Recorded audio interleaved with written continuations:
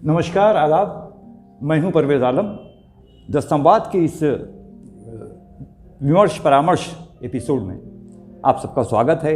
मेरे साथ हैं हमारे संवाद टीम के हमाद हैदर और जिब्रान अंसारी। आज हम विमर्श परामर्श में एक ऐसे रोग की बात करेंगे जो बहुत आम हो चुका है, एक ऐसा मर्ज़। लेकिन ख़ास बात यह है कि इस मर्ज़ को कई अलग अलग नामों से जाना जाता है। इसको डायबिटीज़ कहा जाता है, इसको मधुमेह कहा जाता है, इसको ज़ियाबतीस कहा जाता है और आमतौर पे इसको चीनी की बीमारी कहा जाता है जी। और इस पे हम चाहते हैं कि इस पे जो एक सरल भाषा में जो एक जानकारी है आम लोगों तक पहुँचे। और जाहिर सी बात है, जब हम किसी मर्ज़ पे बात करेंगे, किसी रोग पे बात करेंगे, तो उसके लिए किसी विशेषज्ञ का होना ज़रूरी है। तो आज हमारे साथ एक जाने माने चिकित्सक अररिया के डॉक्टर अभय कुमार जी हैं।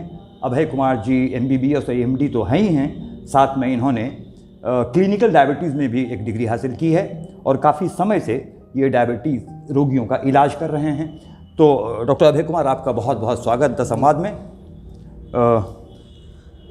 ये हमारा सौभाग्य है कि आपने अपने व्यस्तम कार्यक्रम में से संवाद के लिए समय निकाला। तो डॉक्टर साहब, हम जिस मर्ज़ की बात आज करेंगे, जिस रोग की आज बात करेंगे, जो डायबिटीज़ है, तो सबसे पहले हम अपने दर्शकों तक ये बात पहुंचाना चाहेंगे कि डायबिटीज़ है क्या, क्या ये मर्ज़ है, क्या रोग है ये?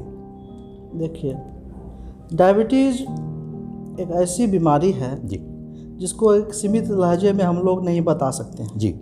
लेकिन इसको सरल भाषा में हम लोग यह कह सकते हैं जी कि हमारे शरीर के अंदर जो ग्लूकोज का मेटाबॉलिज्म है, जिसको अपापचय ग्लूकोज का जो होता है, उसमें खामी आ जाती है, उसमें दिक्कतें आ जाती है, जिसके चलते हमारे रक्त में ब्लड शुगर का लेवल, ग्लूकोज का लेवल बढ़ जाता है। हम जो कार्बोहाइड्रेट लेते हैं उसका शरीर सही से उपयोग नहीं कर पाता और वही ग्लूकोज ऊर्जा का स्रोत है। आज जो हम लोग ताकत महसूस करते हैं, जो एनर्जी महसूस कर सकते हैं, उसका जो है ना एक सेंटर में है ग्लूकोज, और उसी चीज़ का हमारा शरीर सही से उपयोग नहीं कर पाता है और ब्लड में उसकी मात्रा बढ़ जाती है ग्लूकोज की, और इसी को साधारण तौर पर हम लोग डायबिटीज़ या मधुमेह का रोग। सर, इसमें एक चीज़ हम थोड़ा स्पष्टता चाहेंगे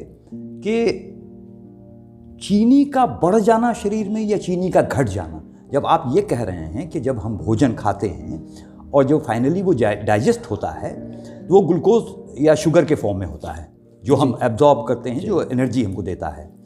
तो अगर हमारे शरीर में ग्लूकोज एब्जॉर्ब नहीं हो रहा है तो शरीर में चीनी की कमी हो गई और आपका इसको कहते हैं चीनी की बीमारी हो गई।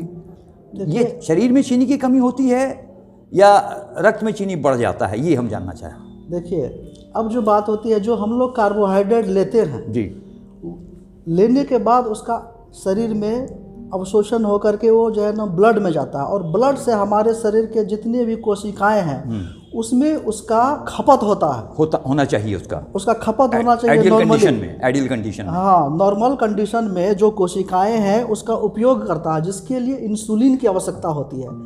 और हमारे पास जो इंसुलिन जो डिफेक्टिव हो जाता है, या तो उसकी कमी हो जाए या तो वो डिफॉर्म रूप में जो है ना आ पाए, और सही ढंग से जो है ना नहीं आ पाए, तो जिसके चलते जो हमारे खून में जो ग्लूकोज है वो सेल्स कोशिकाओं के अंदर तक नहीं पहुंच पाती है, सेल्स जब वो नहीं कर पाता। हाँ, हमारे शरीर में वो चीज़ तो मौजूद है, लेकिन उसका हम लोग उपयोग नहीं कर पा रहे हैं। तो हाँ, ऐसी कड़ी उसमें जो है ना डिफेक्ट आ जाती है, जिसके चलते हम लोग उसका उपयोग नहीं कर पा रहे हैं। सर, आपने उसमें एक शब्द का इस्तेमाल किया, इंसुलिन। जी जी जी। तो इंसुलिन क्या बॉडी पैदा करता है? इंसुलिन क्या करता है? हमारे शरीर में एक अंग है जिसको पैंक्रियाज या अग्नाशय हिंदी में कहते हैं, उसमें बीटा सेल्स जो होते हैं उससे इंसुलिन निकलता है, और वही इंसुलिन ग्लूकोज के खपत के लिए जरूरी है, जिससे कि हार्मोन है।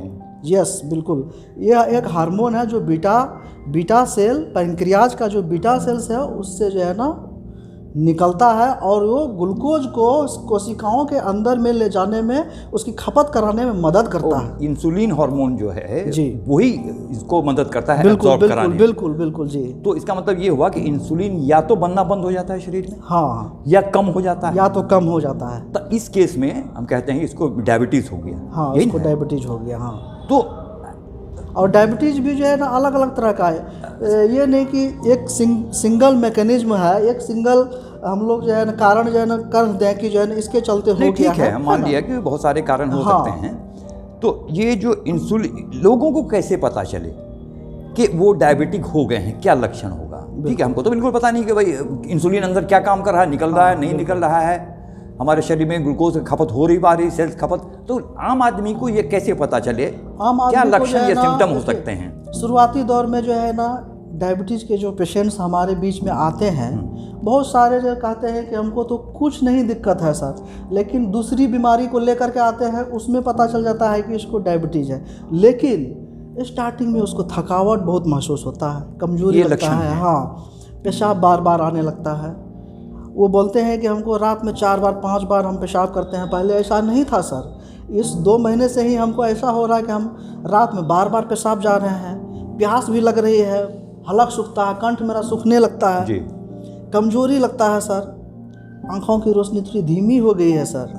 अच्छा, आपको हाँ, ये भी सिम्टम है। हाँ, मुझे थोड़ा सा ज़्यादा चलते हैं तो चक्कर आने लगता है। अच्छा, है ना, तो ये सब चीज़ है। और कुछ रोगी हमारे आते हैं पेशेंट्स, घाव लेकर के आते हैं, कहते हैं कि सर घाव हो गया है, हमको बहुत दिन से ठीक नहीं हो रहा है, भर नहीं रहा है, घाव भर नहीं रहा है। तो हम लोग जांच करवाते हैं, देखते हैं इसका ब्लड शुगर बढ़ा हुआ, ब्लड शुगर में जो है घाव भी नहीं भरता है। अच्छा, ये भी है, घाव भी घाव भी नहीं भरता है, ठीक ना। तो ये सब जो है ना कुछ कारण है। बहुत सब कहते हैं कि मुझे सेक्स की थोड़ी कमी आ गई है। अच्छा, ये भी एक कारण है कि जो है ना उसमें डायबिटीज में जो है एक लक्षण है। हाँ, हाँ, तो इस तरह से कुछ लक्षण है, बार बार पेशाब आना, प्यास लगना, भूख ज़्यादा लगना, है ना, कमजोरी लगना, ये सब जो है ना मुख्य कारण है ना। ऐसे केस में वैसे डॉक्टर, अगर कोई पेशेंट आपके पास आता है तो आप उसको किस तरह की जांच की सलाह देते हैं, क्या कराएं वो? सबसे पहले तो बहुत सारे लोग तो पहले से जो ब्लड शुगर चेक करवा के आते हैं, अगर ऐसा लक्षण रहता है तो हम लोग तो ब्लड शुगर उसको करवाते ही हैं रैंडम। पहली बार रैंडम मतलब किसी समय भी? हाँ, क्योंकि वो तो खाली पेट में आते नहीं है। जब पता रहता है अगर खाली पेट आते हैं तो फास्टिंग और पीपी, फास्टिंग मीन्स खाली पेट में, और पीपी मतलब नाश्ता करने के 2 घंटे के बाद जो ब्लड शुगर का ब्लड का जो सैंपलिंग लिया जाता है, उससे जो हम लोग चीनी की जांच करते हैं उसको पीपी कहते हैं। तो बेसिकली ये कहते हैं। और हम लोग जो है ना एक HbA1c भी जांच करते हैं। HbA1c, हाँ, ये डायग्नोस्टिक है। अच्छा। और जो है ना ये कंफर्म कर देता है कि आप जो है ना पिछले 3 महीनों में आपका ब्लड शुगर का एवरेज कितना रहा होगा। ये पिछले 3 महीने का रिकॉर्ड बताता है। रिकॉर्ड जो है ना HbA1c ज़्यादा ऑथेंटिक प्रमाणिक है ये। और इसको हम लोग करवा के देख लेते हैं तो हम लोग कंफर्म हो जाते हैं कि चलो इसको डायबिटीज़ कंफर्म केस हो सकता है। और उसमें फिर लेवल की बात है, उस लेवल के अनुसार से हम लोग जो है ना डिसाइड करते हैं कि कितना। अच्छा, ये बताइए कि डॉक्टर साहब कि ये कोई एज ग्रुप है जो ज़्यादा वनरेबल है इसका, या जेंडर ग्रुप भी है, क्या है ये, कौन से ग्रुप? अब जो है डायबिटीज़ की चर्चा आम हो गई है ना। पहले की बात थी कि ये 40 साल से ऊपर के उम्र में ज़्यादा होते थे, लेकिन अब जो है उम्र का जो दायरा है वो धीरे धीरे घटने लगा है। 30 साल से 25 साल के भी युवक जो है ना आ रहे हैं जिसको कि डायबिटीज़ हो गया है ना। ऐसे भी, लेकिन जो है ना 70 से 80% जो डायबिटिक है वो उनकी एज 35 से 40 साल से ऊपर के ही रोगी जो है ना होते हैं। 35 और 35 प्लस 40 ईयर्स, इन्हीं लोगों में ज़्यादातर होता है। 70 से 80% जो है जो डायबिटिक पेशेंट्स जो होते हैं वो जो है ना 40 साल से ऊपर के उम्र। अच्छा, इसमें ये भी कि कहा जाता है न्यू बॉर्न भी है कभी कभी डायबिटीज। बिल्कुल डायबिटीज़ को हम लोग जो है ना ये कह सकते हैं कि डायबिटीज़ मेनली जो है ना 3 तरह की डायबिटीज़ हम लोग मान सकते हैं। एक जो है ना जो आपने बताया कि न्यू बॉर्न जी, उसको टाइप 1 डायबिटीज़ हम लोग कहते हैं। अच्छा, जुवेनाइल ऑनसेट, उसको जुवेनाइल ऑनसेट, हाँ, उसको टाइप 1 डायबिटीज़ कहते हैं। और जो बड़ों में जो होता है, जो हमने कहा कि 40 साल से ऊपर के उम्र के जो लोग होते हैं खास करके नॉर्मली, तो उसको टाइप 2 डायबिटीज़ होता है। और एक गेस्टेशनल डायबिटीज़ होता है जो कि गर्भावस्था के दौरान प्रेगनेंसी में होता है। हाँ, प्रेगनेंसी होता है। अच्छा, प्रेगनेंसी के डायबिटीज के बारे में कहा जाता है कि वो कभी कभार ऐसा होता है कि डिलीवरी होने के बाद वो ठीक भी हो जाता है अपने आप। बिल्कुल, देखिए जो गेस्टेशनल डायबिटीज़ होता है आमतौर पर वो जब डिलीवरी हो जाता है बच्चों का, तो उसके बाद उसका ब्लड शुगर नॉर्मल रेंज में आ जाता है। लेकिन उसको भविष्य में डायबिटीज़ होने की संभावना आम लोगों की तुलना में ज़्यादा बनी रहती है। उसको अलर्ट हो जाना है, उसको संकेत मिल गया है कि उसको भविष्य में डायबिटीज हो सकता है, जिसको एक बार गैस्ट्रेशनल डायबिटीज हो गया जी, है ना। ये बताइए कि डॉक्टर साहब कि इंसुलिन का जो फॉर्मेशन है या सिक्रीशन है पैंक्रियाज से, जी जी जी, वो किन कारणों से बाधित हो जाता है या नहीं निकलता है या क्या होता है ऐसा, क्यों इंसुलिन का सिक्रीशन बंद हो जाता है? इंसुलिन का जो सिक्रेशन है, हमने कहा कि ये अग्नाशय से जो निकलता है, पैंक्रियाज से निकलता है। पैंक्रियाज से निकलता है, ठीक ना। आजकल जीवन शैली में लोगों का काफ़ी बदलाव हो गया। लोग क्या करते हैं, पहले के लोग जो एक्सरसाइज करते थे, फिजिकल वर्क बहुत ज़्यादा करते थे। आजकल जो है लोग फिजिकली एक्टिव नहीं रहते हैं, ठीक ना। और खाने पीने में लोग बाहरी सामान का भी उपयोग करते हैं, घी तेल, और जो है ना जिनका वज़न ज़्यादा है, उस मोटापा जो है ना, ये सब जो है ना फैक्टर्स जो है ना आजकल जो है ना इंसुलिन को सिक्रीशंस में जो है ना उसको डिस्टर्ब करता है। बीटा सेल्स जो पैंक्रियाज को जो रहते हैं उसको डिस्टर्ब करता है। अच्छा। स्ट्रेस, आज के डेट में जो है ना स्ट्रेस मतलब तनाव की जो है शिकायत जो ये भी एक कारण है, आम हो गई है। जी बिल्कुल, ये भी कारण है डायबिटीज। बिल्कुल बिल्कुल, स्ट्रेस भी, स्ट्रेस के बारे में कहा जाता है कि एसिडिटी का एक कारण है, तो डायबिटीज का भी कारण, डायबिटीज का भी कारण है। बिल्कुल, डायबिटीज का भी एक कारण है स्ट्रेस। जो आजकल जो तनाव में जो इतने लोग रहते हैं, वह भी एक बहुत बड़ा कारण जो है डायबिटीज के लिए हो गया है। लोग सही टाइम से खाना नहीं खा पाते हैं। अच्छा। जो टाइमली जो भोजन करना चाहिए वो नहीं कर पाते हैं, एक काम में लगे हुए रहते हैं और वो खाने का जो है ना की आदत को भूल जाते हैं, ठीक ना। एक जो साइकिल जो होता है, एक इंसान का एक साइकिल होता है कि 2 बजे भूख लगती है तो 2 बजे जो है ना खाने को चाहिए, ठीक ना। लेकिन धीरे धीरे जब काम में जो बिजी रहते हैं 2 बजे से 3 बजे 4 बजे तक हो गए, और धीरे धीरे उसी आदत में जो इंसुलिन जो बनना था, अब जो है खाते हैं तो उस टाइम में इंसुलिन जो है सीक्रेट होता है, लेकिन जो है वो समय बीत गया। अच्छा। उसका जो है ना आदत खत्म हो गया, इस तरह से वो भी शिथिल हो गया। इस तरह से ढेर सारे कारण है जिसके चलते जो है ना बाधित होता है। बहुत सारे केमिकल्स हैं जो कि हार्मफुल होते हैं, जो हम लोग सब्जियां खाते हैं। अच्छा अच्छा। बहुत सारे मेडिसिन जो जाते हैं बिना प्रिस्क्राइब किए दुकान से खरीद करके ले सकते हैं, लंबे समय से जो है उसको वहाँ भी आशंका रहती है कि वो कर दे इसको आपको। और गांव में जो डेक्सोना बहुत चलता है, कॉर्टिकोस्टेरॉइड्स का प्रयोग। स्टेरॉइड जो है, लंबे समय से जो कॉर्टिकोस्टेरॉइड्स लेते हैं उसमें भी डायबिटीज होने का काफी संभावना होती है। जो डेक्सोना टाइप के जो अगर लेते हैं, डेक्सोना टाइप के जो उस ग्रुप के जो टैबलेट्स या मेडिसिन इंजेक्टेबल हैं, जी, उससे जो है अगर लंबे टाइम तक लिया जाए। जी जी जी जी। तो एक डायबिटीज किसी को ना हो, क्या कुछ ऐसी क्रिया हो सकती है, कोई ऐसी गतिविधि आदमी कर सकता है उसको डायबिटीज ना हो? जी, बहुत अच्छा आपने सवाल किया है। क्या हम लोग करें कि डायबिटीज से बचने की संभावना रहे हमारी? हम देखिए, जिनके परिवार में डायबिटीज है, माता पिता या फिर भाई बहन को डायबिटीज है, तो उसको भी डायबिटीज होने की संभावना होती है। तो वो लोग अलर्ट हो जाए।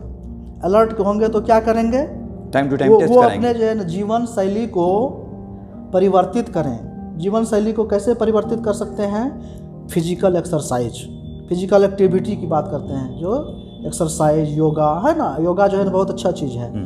अगर वो योग करते हैं तो योग से जो है ना बहुत अच्छा जो है ना फ़ायदा हो सकता है। एक्सरसाइज करें। जो साइकिल चलाते हैं, अब तो प्रचलन ख़त्म हो गया। साइकिलिंग जो है ना बहुत अच्छा चीज़ था। पहले जो साइकिल चलाते थे लोग, वो आजकल बाइक में आ गए लोग। इससे फिजिकल एक्टिविटी घट गया। जी। हम लोग के छोटे काम में अगर जाते हैं, बाज़ार जाते हैं, सब्जी लेने जाते हैं, तो लोग साइकिल का प्रयोग करें, उससे एक्टिविटी बढ़ जाएगा। रनिंग करें, एक्सरसाइज करें, फुटबॉल खेलें, बैडमिंटन खेलें, अपने बच्चों के साथ समय दें, ठीक ना। कुछ चीज़ एक्टिविटीज़ को जो है ना करें फिजिकली, जिससे कि जो है ना वो एक्चुअली जो है एक्सरसाइज से होता ये है। हाँ, ये हम जानना चाह रहे थे कि जो डायबिटिक पेशेंट हैं उनको भी डॉक्टर सलाह देते हैं कि आप मॉर्निंग वॉक करिए, जी जी, इतने किलोमीटर चलिए, पसीना निकलना चाहिए। इसका उससे क्या संबंध है? हम लोग कहते हैं कि एक्सरसाइज की बात और वॉकिंग की बात जब करते हैं, हम लोग कहते हैं डायबिटिक पेशेंट्स जो है वो तो करेंगे ही, जो नहीं है उसके लिए भी कम से कम सप्ताह में आप 5 दिन आधा घंटा अगर एक्सरसाइज कर लेते हैं तो वो आपके लिए बहुत फ़ायदेमंद होगा। आधा घंटा से 1 घंटा, मिनिमम आधा घंटा अगर एक्सरसाइज आप कर लेते हैं तो वो आपके लिए बहुत अच्छा। इसका क्या संबंध है? इंसुलिन सेंसिटिविटी बढ़ता है। अच्छा। शरीर क्या, जब स्वेटिंग होता है तो, या फिजिकल एक्टिविटी होती है, जब फिजिकल एक्टिविटी करते हैं ब्लड सर्कुलेशन आपका बढ़ता है, ठीक ना, तेज होता है। छोटी छोटी जो ना रक्त की जो है ना धमनी, रक्त की शिराएं, धमनी जो होती है, नली जो होती है, हाँ, तो उसमें जो है ना सर्कुलेशन जो ब्लड का होता है वो फ्लो बढ़ता है। अच्छा। जो ग्लूकोज में आपका जमा हो रहा है शरीर में उसका जो है यूटिलाइजेशन खपत हो जाता है। अच्छा, वो खपत हो जाता है। हाँ, खपत होता है। अच्छा। मतलब जो चीज़ आप जमा करें और उसका जो खपत हो जाएगा तब तो उसको आप जमा करेंगे फिर से। मतलब उस प्रोसेस को आप जो है ना फास्ट कर दिए उस साइकिल को, ठीक ना। तो वो खपत भी करा दिया और इंसुलिन को सेंसिटिव भी बना दिए, जो इनएक्टिव था उसको एक्टिव कर दिए, ठीक ना। इसका ये कारण है जो है एक्सरसाइज से। अच्छा, अभी तक जो मेडिकल साइंस का प्रोग्रेस हुआ है उसके हिसाब से डायबिटीज फुल्ली क्योर होगा, ऐसी कोई दवा नहीं आई है। देखिए, इस पर बहुत सारा जो है ना रिसर्च अभी चल रहा है और जो है ना स्टेम सेल थेरेपी से लेकर के बहुत सारे जो है ना अभी इस पर रिसर्च चल रहा है। मेरा से ये प्रश्न ये था कि क्या एक डायबिटिक पेशेंट जो मधुमेह का रोगी है अभी तक दवाओं के सहारे एक लंबा जीवन जी सकता है? हाँ, दवा के साथ जो है ना एक लंबा जीवन जी सकते हैं, ठीक ना। Type 1 diabetes and type 2, even कि टाइप 1 जो डायबिटीज होता है जो बच्चों में जो होता है उसमें सिर्फ इंसुलिन का ही जो देने की ज़रूरत होती है, उसमें टैबलेट काम भी नहीं करता। बड़ों में भी तो टाइप 1 होता है। बड़ों में भी टाइप 1 होता है और मैक्सिमम टाइप 2 होता है, ठीक ना। और इसमें इंसुलिन या मेडिसिन या जो मुंह से हम लोग जो टैबलेट जो दे रहे हैं उससे जो है ना हम लोग लंबे समय तक उसको दे करके जो है ना नॉर्मल ज़िंदगी लोग जी सकते हैं। दवा सही वक्त पर दवा, सही समय पर डॉक्टर से मिलना और जांच करवाना, एक्सरसाइज, योगा और व्यायाम, ये 4 मूलभूत अगर जो है ना चीज़ों को अगर ध्यान में अगर पेशेंट्स अगर रख लें तो वो ये बहुत अच्छे समय तक जीवन नॉर्मल जी सकते हैं। इंसुलिन को लेके 2 बात है। एक तो ये है कि इंसुलिन का नाम सुनते ही एक डायबिटिक पेशेंट को ये लगता है कि अब उसका टाइम खत्म हो गया, अब इंसुलिन शुरू हो गया, अब शायद वो बहुत दिन नहीं बच पाएगा। दूसरी बात ये है कि इंसुलिन भी तो कई टाइप के होते हैं। इंसुलिन कई टाइप का, हम चाहेंगे हमने दर्शकों तक पहुंचाएं कि इंसुलिन कितने टाइप का होता है और क्या इंसुलिन लेना इतना ख़राब है कि नहीं वो आखिरी स्थिति पहुंच गई है तब हम इंसुलिन ले रहे हैं, क्या है? नहीं, मैं बता दूं कि जो लोग डर रहे हैं कि इंसुलिन जो है ना ख़राब चीज़ है, वो जो है ना डर को जो है ना ख़त्म कर लें। इंसुलिन जो है ना बिल्कुल घातक चीज़ नहीं है। इवन कि इंसुलिन वही चीज़ है जो हमारे शरीर से जो अग्नाशय या पैंक्रियास से जो निकलता है उसी चीज़ को हम लोग बाहर से दे रहे हैं। उसके समान चीज़, उससे मिलता जुलता मॉलिक्यूल आप शरीर में इंजेक्ट करवा रहे हैं सबक्यूटेनियसली, चमड़ी के नीचे में उसको जो दे रहे हैं वो बिल्कुल सेफ है।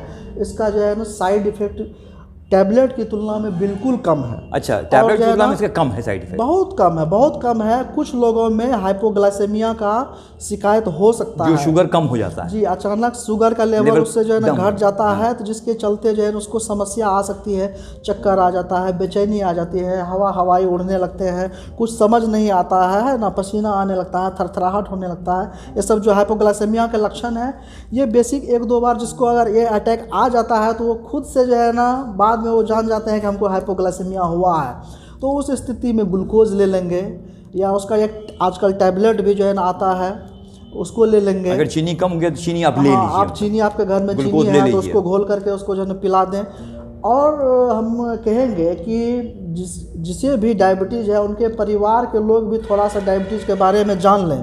उससे ये होता है कि जो है ना इस तरह के अगर लक्षण है तो हो सकता है कि जो पेशेंट रोगी है वो डिसीजन ना ले पाए, तो आप उसको डिसीजन लेने में मदद कर सकते हैं। उसको चीनी घोल करके पिला सकते हैं। पेशेंट उस टाइम में तो जो है ना उस हालत में हो सकता है कि नहीं हो, हाइपोग्लाइसेमिया के कंडीशन जी, उसका ब्रेन अगर लंबे समय तक हाइपोग्लाइसेमिया 70 से नीचे ब्लड शुगर का लेवल चला जाता है। अच्छा सर, ब्लड शुगर के लेवल की आप बात कर रहे हैं। हाँ। ये मेडिकल साइंस में ये जहाँ तक मेरी जानकारी है कि ये जो लिमिट है ये घटता बढ़ता रहता है। पहले कुछ और लिमिट था, तब उसको नॉन डायबिटिक कहा जाता था, अब इस लिमिट को घटा दिया गया। अलग जो है ना साइंटिस्ट समय समय पर जो है ना सर्वे किए, पॉपुलेशन बेस्ड सर्वे होता है, एविडेंस बेस्ड सर्वे होता है, ठीक ना।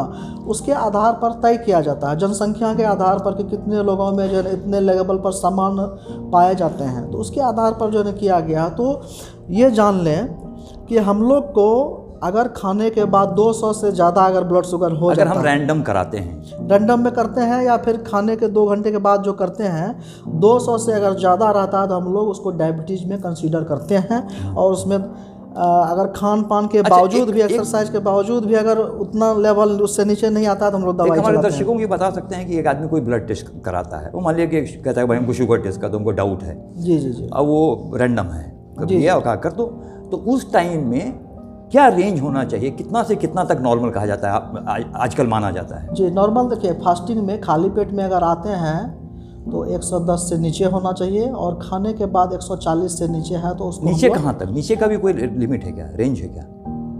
नीचे जो है ना, अगर कहते हैं अब खाने से पहले जो है ना, तो 110 से ऊपर और 140 से हाँ, एक रेंज होगा 110 से ऊपर, 140 से जो है ऊपर हो गया। हाँ। तो 110 से नीचे अगर खाली पेट में भी अगर रहते हैं 110 से नीचे है तो नॉर्मल है ना।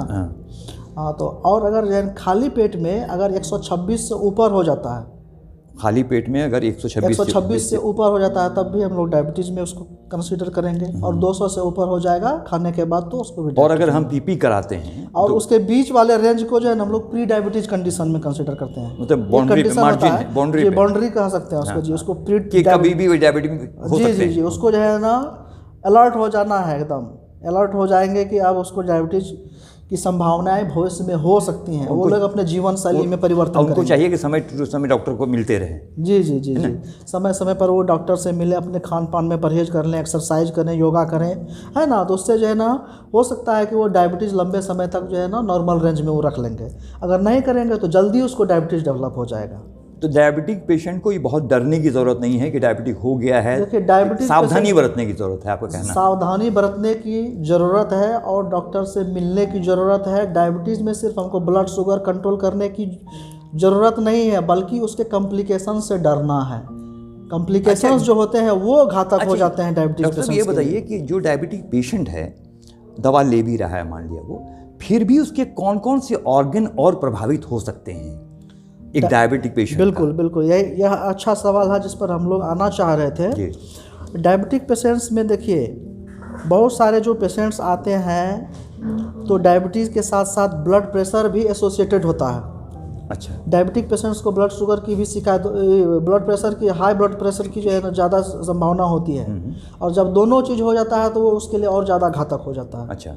किडनी प्रॉब्लम, हार्ट प्रॉब्लम, है ना, ये बहुत ज़्यादा लोगों में आजकल हो गया। पहले किडनी प्रॉब्लम कम था, आजकल जो है किडनी प्रॉब्लम बहुत ज़्यादा हम लोग के पास डायबिटिक पेशेंट को। जी, और किडनी धीरे धीरे जो है ना जो डॉक्टर से संपर्क में नहीं रहते हैं, प्रॉपर जांच में नहीं रहते हैं, तो उनको किडनी धीरे धीरे फेल्योर में चला जाता है। अच्छा। डायबिटिक किडनी डिजीज कहते हैं, डायबिटिक किडनी डिजीज हो जाता है, जिसमें कि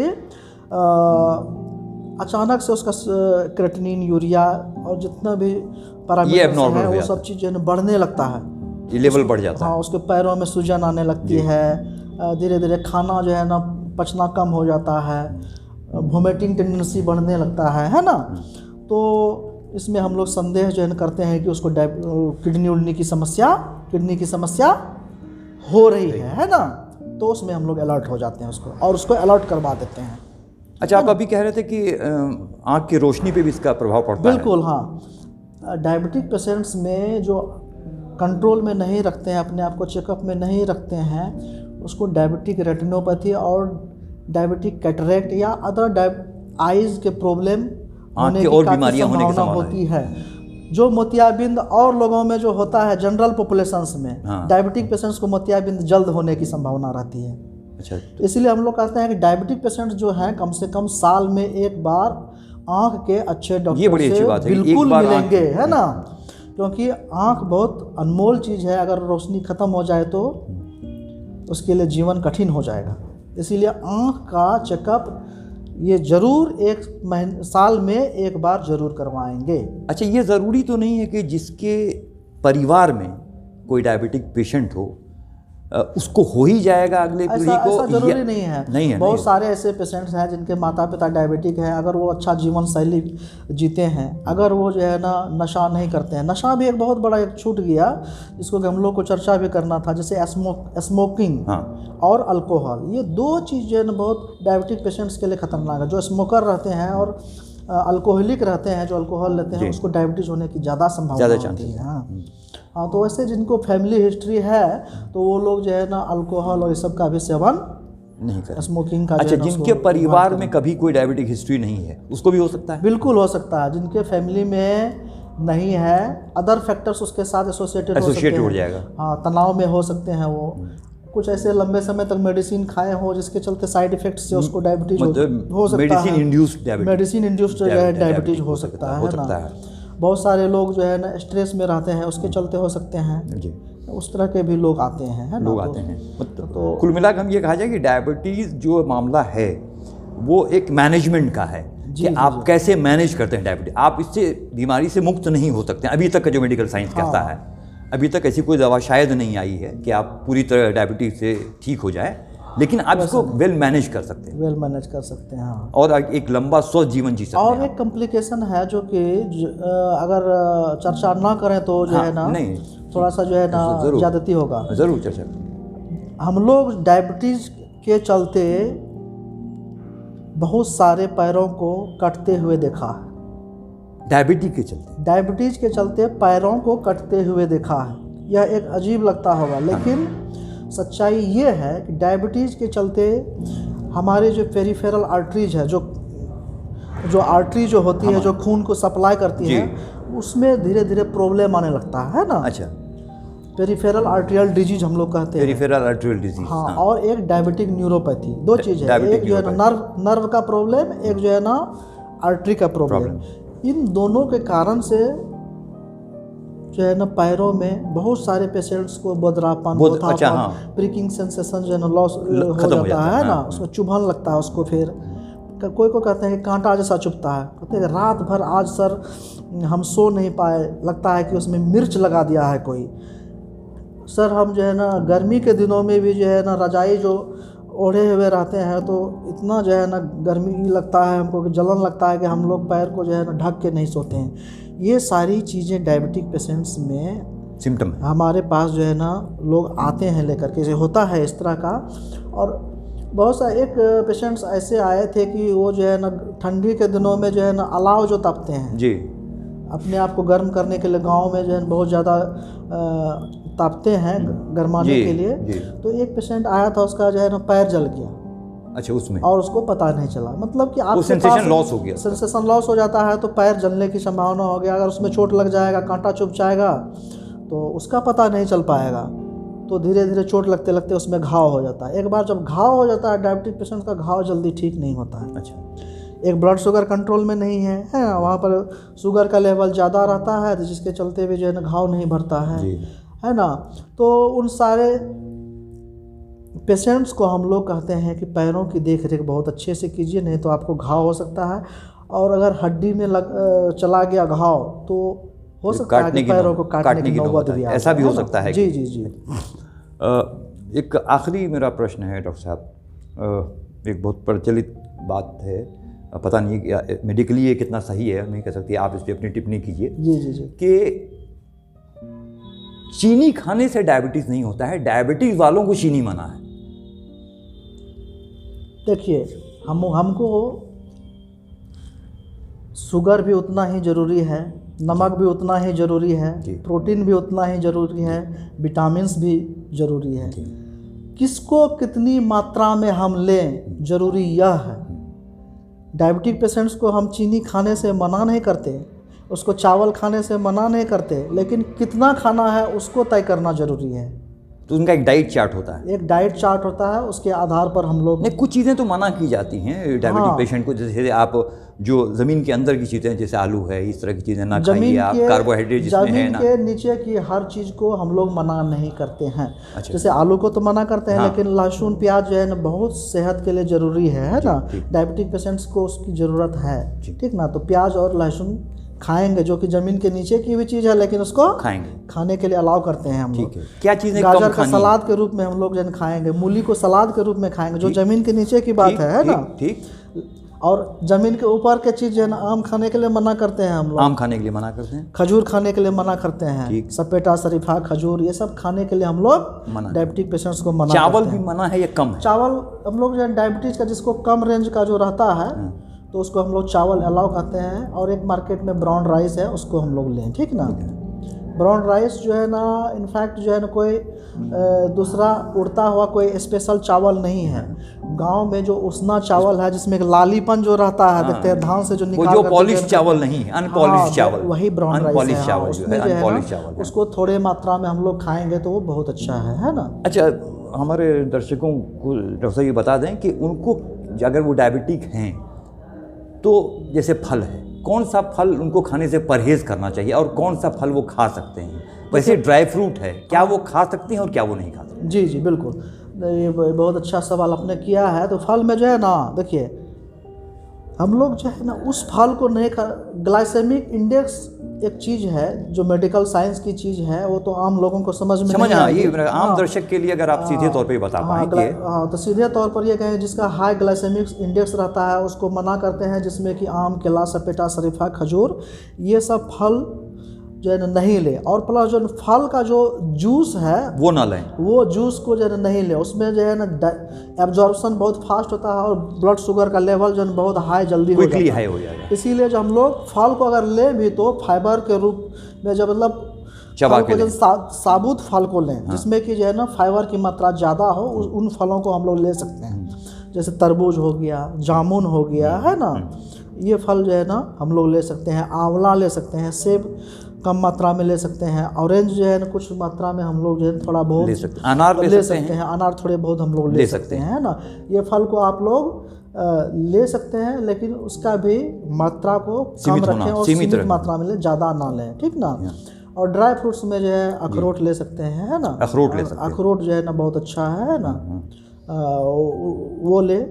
और जो है ना काजू ले सकते हैं, थोड़े मात्रा में ले सकते हैं, बादाम थोड़े मात्रा में जो है ना लेना है, वो अच्छा चीज़ है।